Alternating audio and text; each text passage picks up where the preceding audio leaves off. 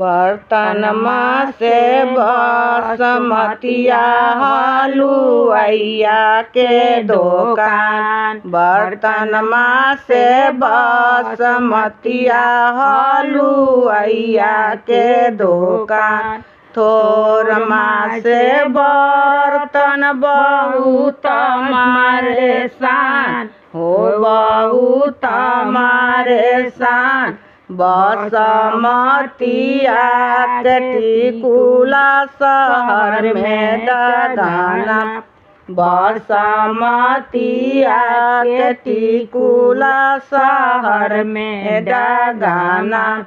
बर्तनमा से बासमतिया पनहेरिया के दुकान।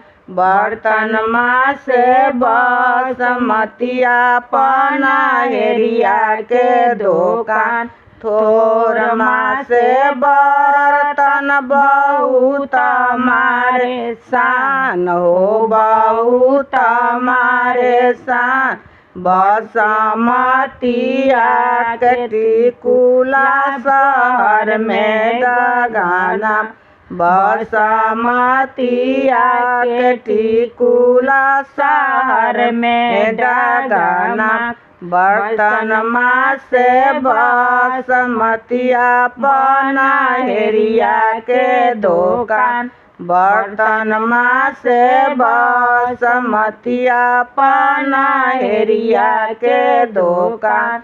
थोरमा से बर्तन बहुत मारे सान हो, बहुत मारे सान।